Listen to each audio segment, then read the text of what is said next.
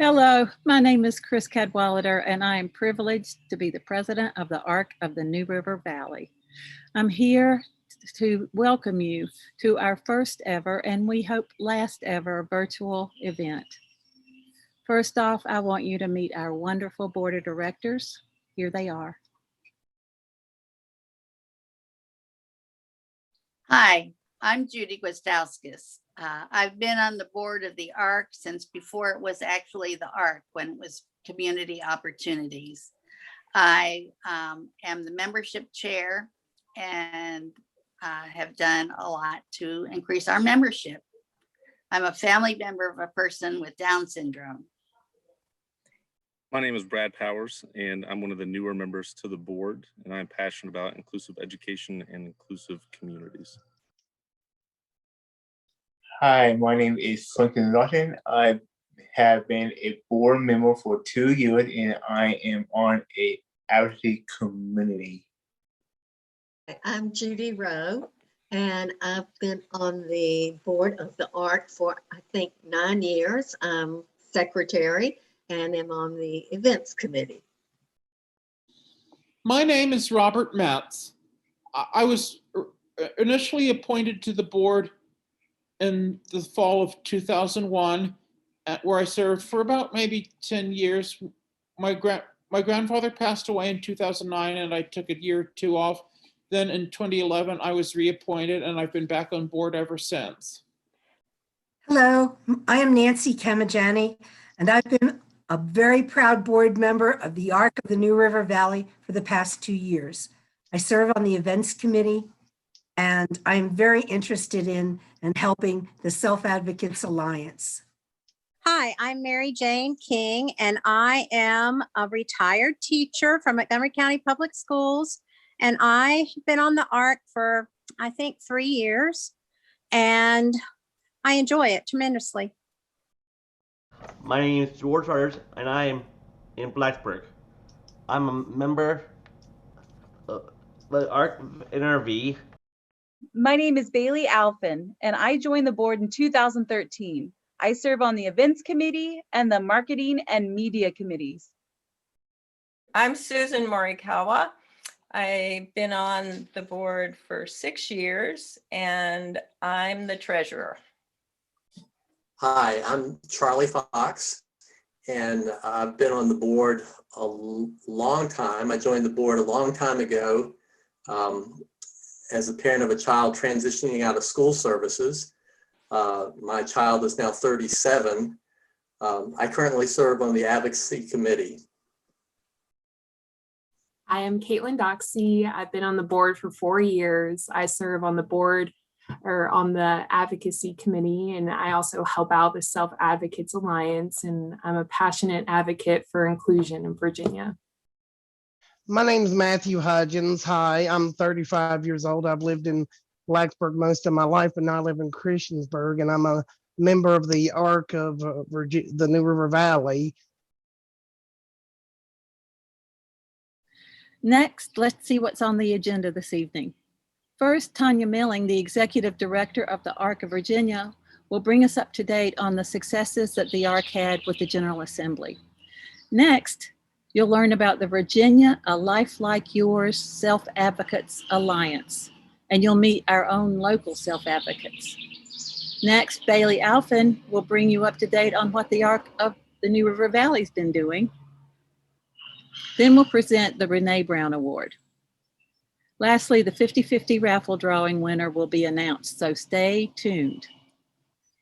Now, first up, Tonya Milling. Hi, I'm Tonya Milling, Executive Director at the ARC of Virginia. Welcome to your annual meeting, and thank you for inviting me to boast about the ARC of Virginia and about the ARCs across Virginia. It's my favorite thing to do. So first, we have all adjusted our lives to live life virtually through the COVID pandemic. And what that's meant here at the ARC, the state chapter, is putting together resources to make sure that families had a place that they could go to get tools all in one place. We put together a website, and we've advocated for virtual supports and medical accommodations to make sure that people were cared for and protected during these really difficult times. We've also managed to continue with our regular family support in the world of early intervention, which is our small kids birth to 3. We created a new website, an electronic handbook, and welcome home baskets for those families coming home from the NICU. We've also made sure that they could connect with each other and support each other through the Mama and Papa's support group. We've provided direct advocacy work and resource navigation to 513 individuals and their families, provided education to over 1,400 people, and information and resources across the lifespan to over 6,000 people across the state.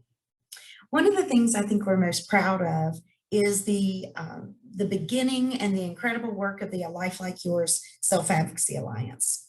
This group has done incredible work across the state. The purpose was really to make sure that people with disabilities are the voice, that they are the center voice for affecting change in Virginia, that they are leading us in the work of advocating for the rights of people with disabilities. So together, this group has clocked 2,700 hours of work implementing their plans to make sure that people across Virginia have access to inclusive services.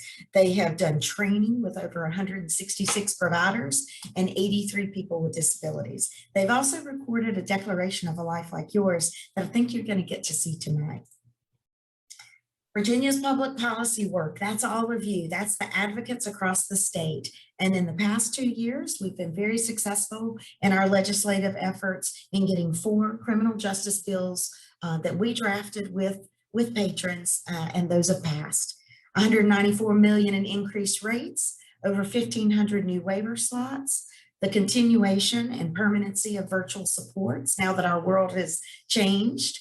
And we've been able to initiate a DD waiver work group that was put in by the General Assembly and is tasked with developing a plan for eliminating the waiting list. We put in this year a new online system for action alerts, and that generated 14,000 emails to General Assembly members about all of these important issues. And speaking of that, one of our star chapters is, of course, the ARC of New River Valley. You have been incredibly involved. The advocates and leadership there continually impress us every day here at the state. You're just a shining example across the state of what a chapter can do, a small chapter can do when you have the right minds together working. Over 1,200 of those emails I mentioned came from your membership in your community. I want to give a special shout out to George Rogers, who, when we put together the meetings for General Assembly this year, the highest attended were the ones in your area. And George was at every single one for legislators across the state. So I want to thank you for all of your work and looking forward to next year together, working together for more change. And I hope you have a wonderful annual meeting. Thank you. The Self-Advocates Alliance is made up of local self-advocacy groups from across Virginia. The Alliance envisions a life of full inclusion for everyone, and the mission is to ensure that the voices of people with disabilities are the primary force for effecting changes in Virginia disability policy and systems. Their motto is, see us, respect us, listen to our voices.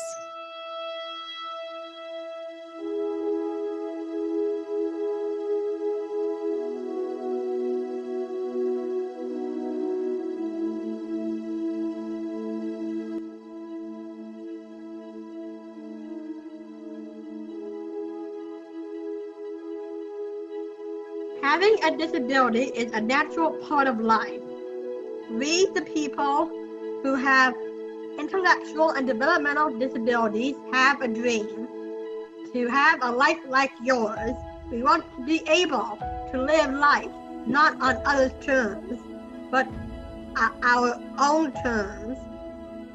We have the same needs, desires, and wants as you. We hold these truths to be self-evident, that people with and without intellectual and developmental disabilities are equal, and that we all have the right to life, liberty, and the pursuit of happiness. They say we aren't welcome. They discriminate against us due to our disability or IQ scores. This is morally and legally unacceptable. Inequality can't be tolerated. We all belong. They say that we can't live independently or get a job. We have proven them wrong.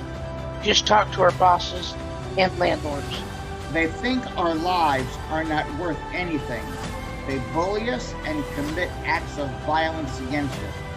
We have the right to be safe, respected, and valued. They define us for our disability. They don't acknowledge the other parts of our identities, such as ethnicity, gender, or sexual orientation, and how we are affected by intersectionality. We are whole persons with diverse identities affected by many life experiences. They say that we cannot go to public schools and be in regular classrooms. They segregate us, put us on the slow track, and even restrain us. This is wrong. People with disabilities have a civil right to be integrated into public education. They say that we can't learn. They say we can't learn, get a high school diploma, or participate in higher education, but we can. We are all intelligent in our own ways. Standardized testing is not representative of one's intelligence. We can all thrive when given the opportunity, and in inclusive environment where our abilities are highlighted and our various learning styles are not seen as hindrance. They say that some of us can only live or work in segregated settings. This is a myth. All people, regardless of disability, can live inclusive lives in the community. It just takes the right support. They say we can't have cell phones or computers or use technology, when in reality, they help us to be fully included in our community and society. Technology helps complete our lives, and we rely on it for communication and for other assistance. They say we can't have socialized or participate in recreational and cultural activities of our children. These are basic freedoms and they should not be denied. They're part of our everyday lives. They say we can't feel pain, but we feel the same pain. We all have feelings, emotions, and mental health needs. We are all human beings. They say we can't visit our friends, date, or get married. We want to enjoy the same relationships as anyone else. We shouldn't be forced to choose between Medicaid, SSI, and getting married. They say we cannot have privacy and independence, and those are the have future rights, and we should have it from forward and respected. They say we can't make our own decisions, but with supported decision making, we can live life on our terms. We should be at the table when decisions are being made about our own lives. They say we can't participate in the civic engagement process. We vote, have political affiliations, work on campaigns, and have concerns about public policy issues. Nothing about us without us. They say if we can't speak, we can't live or have nothing to say. We have plenty to say, and what we say matters. They say if we can't stop moving, or if we are unable to move, then we are not listening. We are listening. We just need to be heard. The life like yours Self-Advocacy Alliance, United Front. We stand in solidarity to inspire hope, cooperation, and achieve disability justice, which includes those with developmental challenges. We challenge everyone in our society to acknowledge and address privilege, ableism, and intersectionality. We want and deserve the same opportunities as everyone else. See us, respect us, and listen to our voices. Be an ally. Let's work together to achieve equality and make change a reality for all.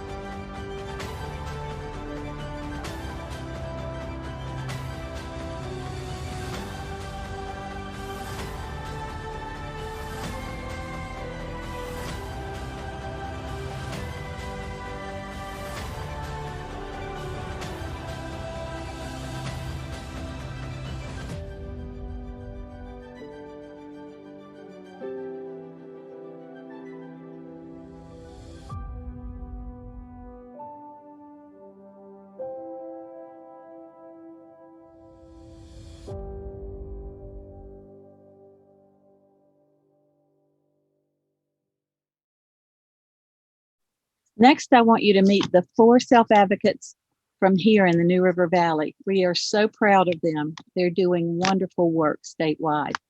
Here they are. Hi, my name is Anita Hart. I live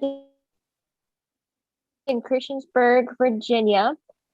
I work for Montgomery County Public Schools as a bus aide and lunch and recess aide. A few cool things about me is that I volunteer at McKeep. I'll be doing that in the summertime. And I also am participating in the Blacksburg Master Chorale. My dreams for the future are to eventually move out into a new environment in a new place. And that's basically all I have to say. Hello, my name is Georgehurst. I live in Blacksburg. I am part of the ARC of NRV, the ARC of Virginia, and ARC US advocate group. I like to attend music festivals. Special Olympics, best buddies. They help me a lot. I like bowling, dancing, and having fun. I joined the self-advocate group because I want to become a better advocate and meet cool people. My dreams for the future are living with friends, doing community activities. Hi, everyone. My name's Matthew James Hudgins. I'm 35 years old. I've lived in Montgomery County most of my life, and I am a new member to the ARC of the New River Valley, and I'm also a self-advocate.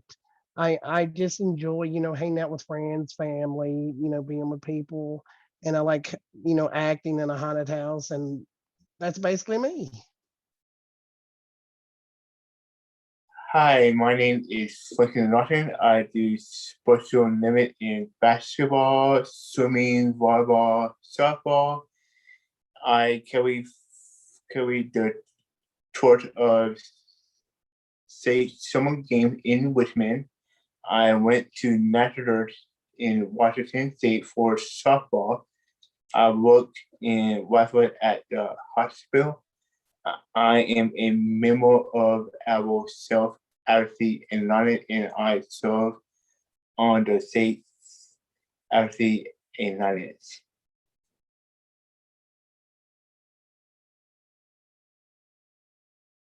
This past year has been tough for so many of us, but as with most things, it brought with it its own silver lining. One thing that it taught us at the ARC of the NRV was that webinars are awesome. They are an accessible format that can reach so many more people who need our help.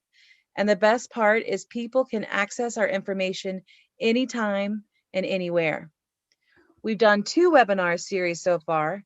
Our first was done in September in partnership with the ARC of Virginia and Lucy Cantrell. who presented an introduction and overview of DD and CCC Plus waivers. And the second in this series was entitled What to Do While You Wait, which was designed especially for people on the DD waitlist so they can be informed and proactive. Our second webinar series was done in January on the topic of housing in partnership with the Virginia Department of Behavioral Health and Developmental Services. Anna Bowman presented on housing assistance and resources available for people with disabilities so they can live in their own homes in the community. The first was entitled Preparing to Move into Independent Housing, and the second in this series was about rental assistance and housing resources. These webinars are all available on our website for you to use as a resource and share with your friends and family who might need this information. We are already preparing for our next series in the fall, which will be in partnership with elder law attorney Ann Green, who will go into some really important information regarding estate planning, guardianships, and alternatives to guardianships. You don't want to miss this one. Thanks, everyone.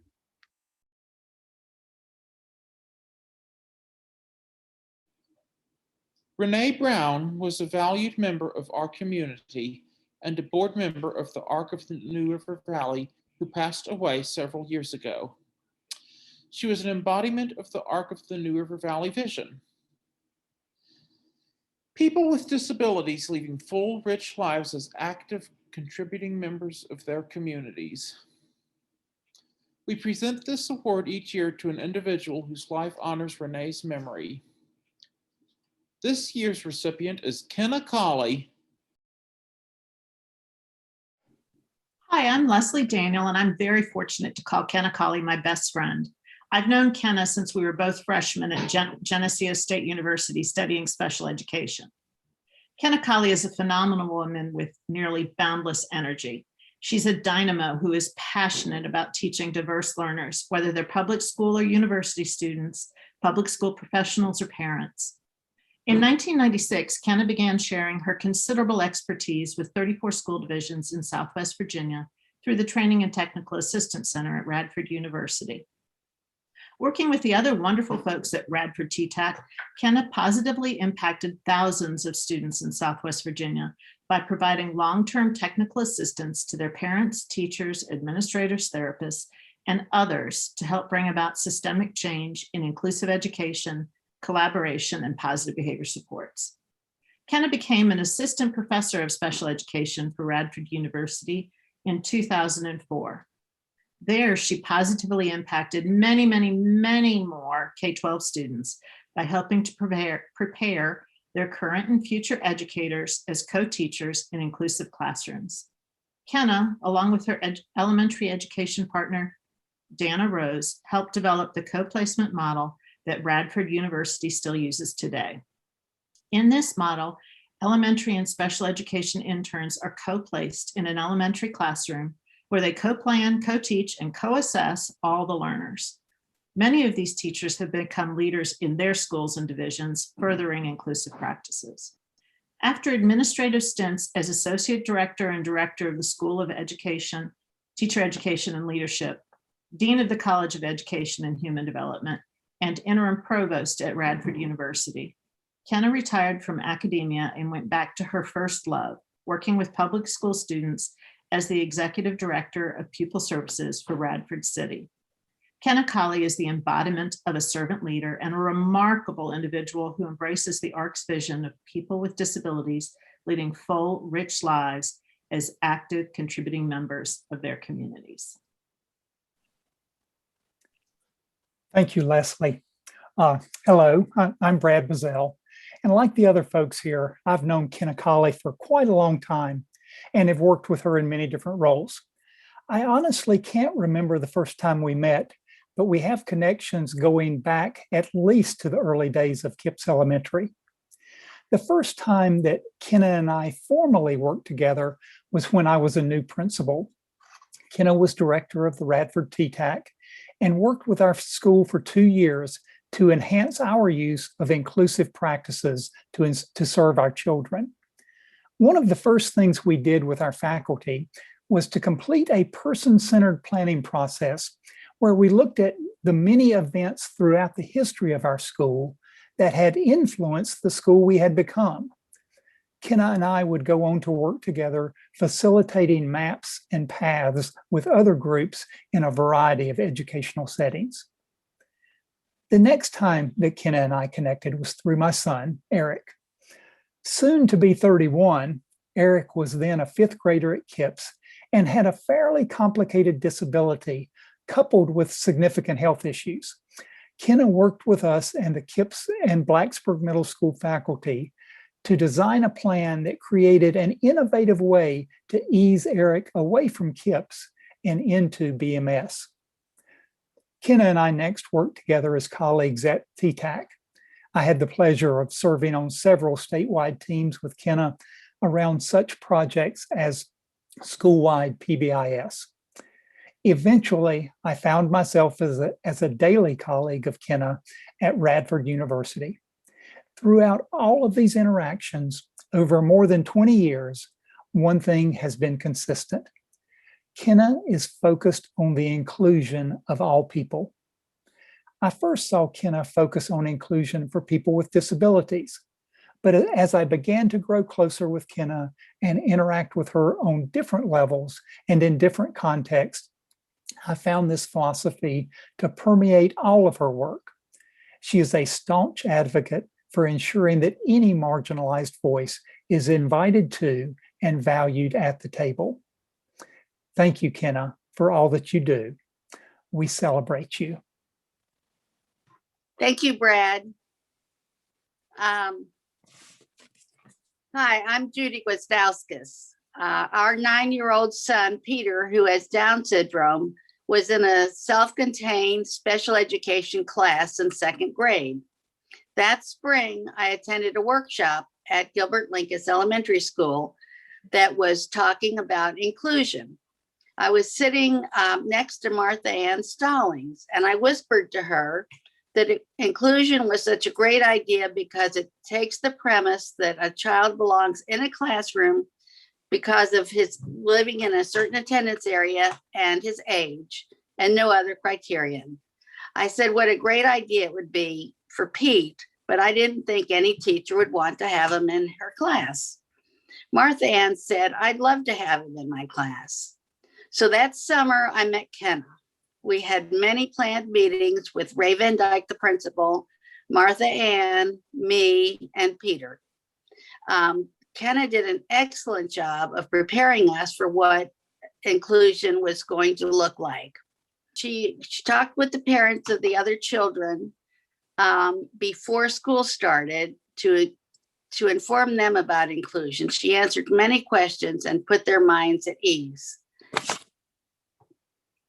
The first week of school was full of surprises, from the Pete's joy getting on and off the bus, his not getting notes every day about his inappropriate behavior, and even his answering 3 questions from the weekly reader discussion correctly that they had that afternoon. That Friday, I saw how well Kenna worked with all the children. When Pete had issues, they brainstormed and the kids came up with remarkably good ideas. She also did all the adaptation of Martha Ann's lesson plans into Pete's work. So she also, I suspect, spent a lot of time talking with other parents when their children came home with Peter stories. And all of the staff at Gilbert Lincoln went above and beyond during the taping of the HBO documentary Educating Peter. In short, Kenna and Martha Ann created a great environment for learning and growing together. They did an excellent job and they showed others how it can be done. Thank you, Judy. And wow, you took me back memory lane more than I had thought about for a while. Dr. Ken Akali. There is so much I could say about my previous colleague, mentor, and friend over the many years. 30 years ago, we met at Gilbert Lincoln Elementary. Like Judy said, I was teaching a young man named Peter, and this was a first-time experience for me. Kenna and I were different. We came from different backgrounds. She was from New Jersey, I'm from Kentucky, but somehow we clicked. We both wanted what was best for kids. We were not afraid to think out of the box, and we worked very well together as a team. As a general educator, I had taught many years, but I had never taught a young man or a student with a significant disability like Peter, and truly didn't know how to start. How does one begin? Who do we ask questions to? Who's going to help us? I was just one of a number of classrooms doing inclusion of students with significant disabilities. And at Gilbert Link is one of a handful where we had Ken Akali with us on a daily basis to help us. We needed help with how to help other kids understand students with disabilities, how to know how to work with parents appropriately so that they too would understand students like Peter, who was going to be in classrooms with their own children. We needed to know how to work with so many educators who were coming into our classroom every day, whether it was a speech pathologist or a physical therapist, whatever it would be. We had lots of people coming into the classroom, and this was a first for me. This was a first for so many of us during that time of inclusion. It was a lot to grasp. There was so much to figure out, and yet we needed assistance in such a kind way. We needed not to be judged too harshly because we needed to keep trying, and we needed someone who would work with us day by day. We needed a Ken Akali in our lives to keep it going and to keep it working. Why did it work? It worked because she worked many, many hours. She met with us on a daily basis. She adapted our classroom materials, which Judy was referring to, and she helped us with problem solving so that we could get things going on in our classroom the way we thought they should be going. One thing I do remember specifically she emphasized, and that was the importance of modeling, not only for students in our classroom, but also for other teachers. And indeed, Kenna was a model for us. When Susan asked if I had a story I could share about my time with Kenna, there was lots that I could share, but I had to chuckle a little bit because I think this was pretty significant to me and some other teachers. Because as Judy said, we had to adapt materials. And as a first-time teacher of this type of classroom, I really needed help. And who was that going to be? Ken Akali. So what would we do? We'd get our lesson plans ready for the next week, and she'd say, get them to me by Friday afternoon. I will adapt them over the weekend, bring them to you Monday morning, and we'll be ready to take off. But this was her but. If you don't get them to me on a Friday afternoon, come Monday morning, you are on your own. And she meant it.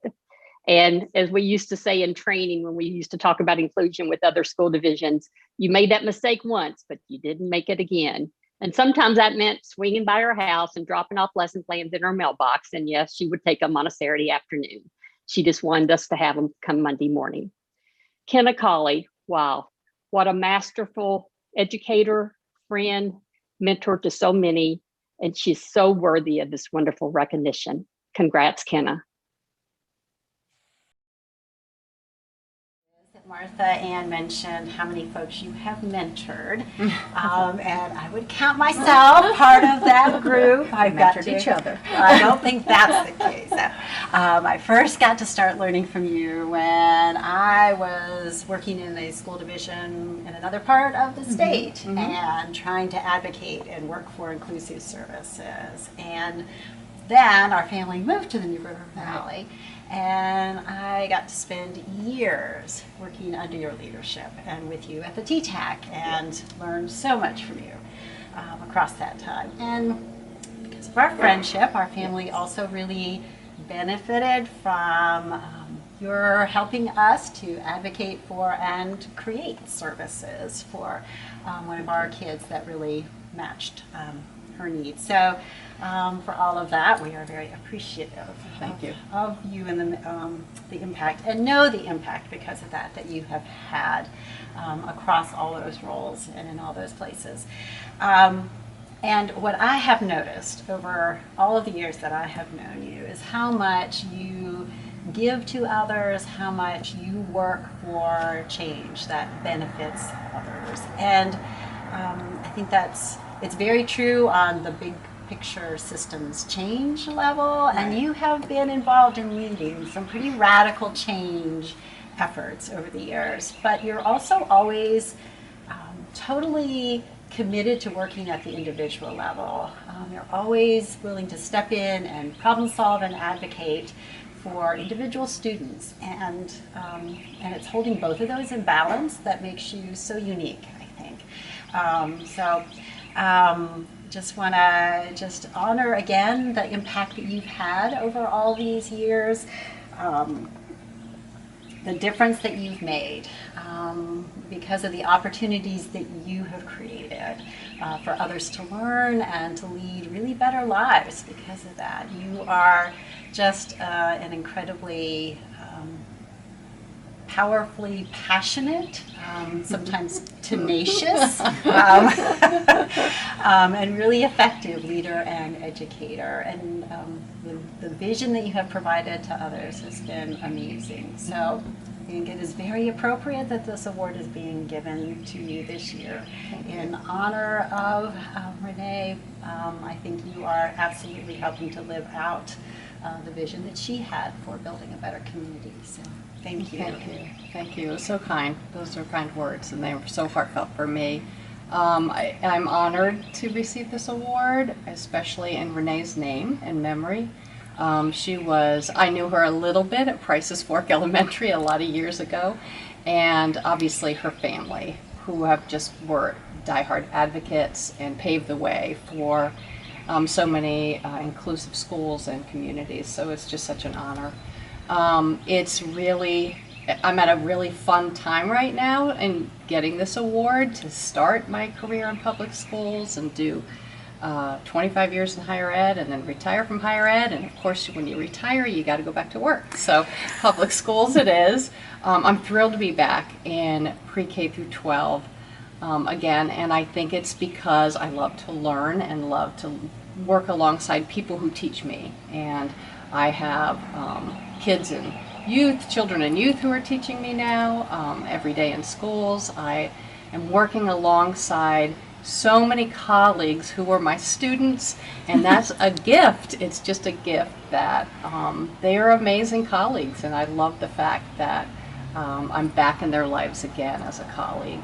I also, I think that I've learned so much from everybody. It's never been about me. It's always been about the people that have surrounded me, especially in the New River Valley since we got here 32 years ago, and just such a welcoming community with all the passion that existed in the schools and in the community for inclusive practices. It was great because when I started teaching in the mid-1980s, we called it integration, and then it moved to inclusion. And it was great when I came down here to get a job just to think, are people going to embrace that? And right away, I met a great group of educators in Montgomery County who were on the path already, so that was a wonderful opportunity.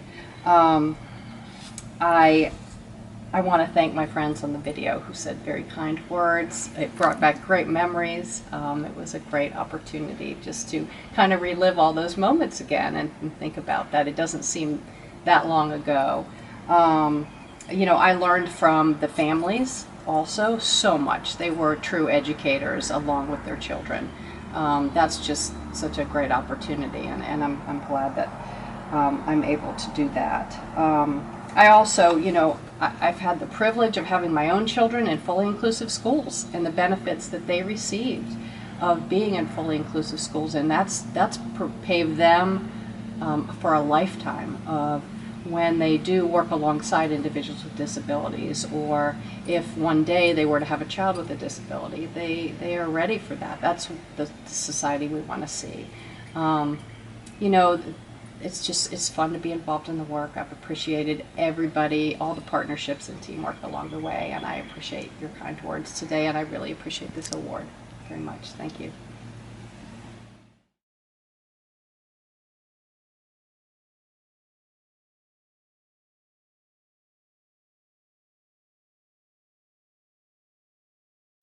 Hi. Thank you so much for coming. I think this was great fun. We do hope this is our first and last virtual event, and we look forward to seeing you next year at our annual party. It'll be barbecue and dancing once again. Thank you also for all your support. We could not do what we do without you. Stay tuned now. Bailey's going to do the raffle drawing. Good luck.